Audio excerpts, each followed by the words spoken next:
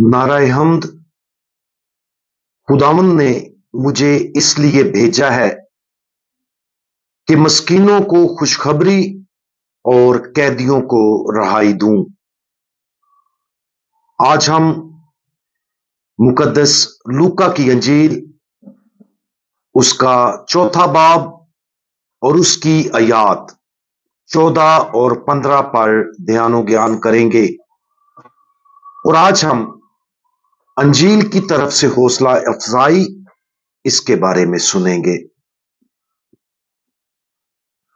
और यस्सु रूह की कुव्वत से जलील को लौटा और आसपास के सारे इलाके में उसकी शोहरत फैल गई और वो उनके इबादत खानों में तालीम देता रहा और सब उसकी तारीफ करते रहे। अंजील मुकद्दस का ये हवाला हम पर खुदावंद यीशु मसीह की इलानिया जिंदगी के आगाज को जाहिर करता है। बियाबान में 40 दिन शैतान से आजमाए जाने के फौरन बाद खुदावंद यीशु मसीह ने अपनी इलानिया जिंदगी का आगाज किया। जैसे ही खुदावंद यीशु मसीह ने इलानिया जिंदगी को शुरू किया तो यीशु रूह की कुव्वत से जलील को लौटा। बहुत से लोगों ने उसके बारे सुना और बड़े जोशो खरोश के साथ उसका इस्तकबाल किया। अगरचे इब्तदाई तौर पर खुदावंद यीशु मसीह का शानदार इस्तकबाल किया गया और लोगों ने उसकी बहुत तारीफ की, लेकिन हम जानते हैं कि चीजें तेजी से बदल जाती हैं। कुछ खुदावंद यीशु मसीह के इतने मुखालिफ हो गए कि उन्होंने आखिरकार यीशु को मौत के घाट उतार दिया। लेकिन जिस तरह से लोगों ने शुरू में खुदावंद यीशु मसीह के साथ किया, उस पर गौर करना मुफीद है। लोगों को यह इब्तदाई रद्द अमल हमारी जिंदगियों में मुसलसल नया बनना चाहिए। इब्तदाई रद्द अमल यह था कि उसकी सबने तारीफ की। लोग जिस तरह का रवैया अंजील के साथ रखते हैं, बीज बोने वाली की तमसील के जरिए खुदावंद यीशु बाद में उस इब्तदाई तजर्बे के बारे में सिखाएगा। याद करें, जो बीज पथरीली जमीन में गिरा फल लाया, सिर्फ वही जो राह के किनारे गिरा था उग ना सका, क्योंकि परिंदों ने आकर उसे चुग लिया। यह मुअख्खर अल जिक्र वाकया उन लोगों को बयान करता है जो अंजील मुकद्दस से मुकम्मल तौर पर लाताल्लुक है। लेकिन आज की अंजील में सब वो हैं जिन्होंने कम अज कम तवज्जो दी और शुरू में जोशो खरोश के साथ जवाब दिया।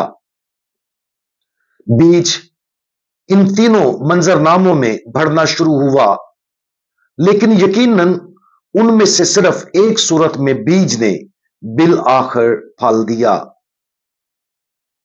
अंजील के साथ इस इब्तदाई मुलाकात को देखने का एक और तरीका एक बच्चे पर गौर करना है। जब एक बच्चे को अंजील मुकद्दस पेश की जाती है तो वो जवाब देना शुरू कर देते हैं और यहां तक कि ईमान में भी जोशो खरोश पाया जाता है। लेकिन जैसे कि बहुत से वालिदैन ने देखा है, उस इब्तदाई इस्तकबाल के बाद जिंदगी में बाजुकात ये बच्चे अंजील मुकद्दस को मुस्तरद कर देते हैं। हमारी इब्तदाई तौर पर अंजील मुकद्दस के साथ कब मुलाकात हुई?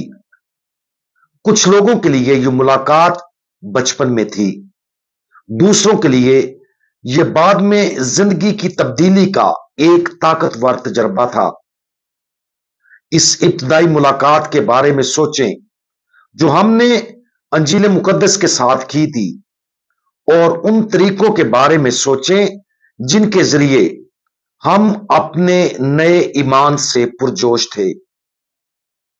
क्या यह तजर्बा हमारी जिंदगियों में जारी और बढ़ता रहा है, या खुदा के लिए हमारी इब्तदाई तारीफ और जोश कम हो गया है या फिर मर गया है?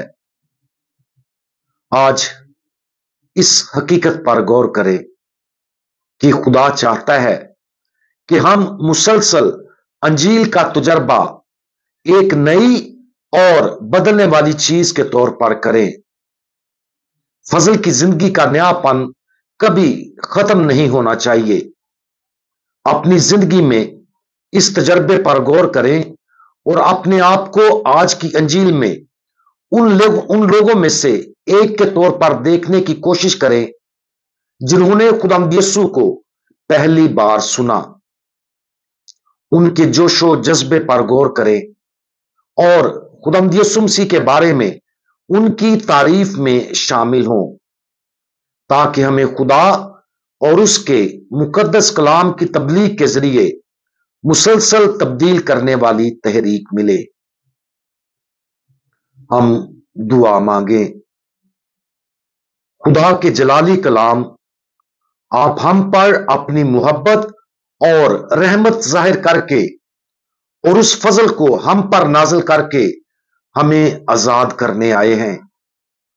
बराए करम हमारे जहनों और दिलों को अपने पाक कलाम के लिए खोल दें, ताकि हम अपनी जिंदगियों के तमाम अयाम में आपकी खिदमत और पैरवी करने के लिए एक मुकद्दस मोहब्बत से काम करें।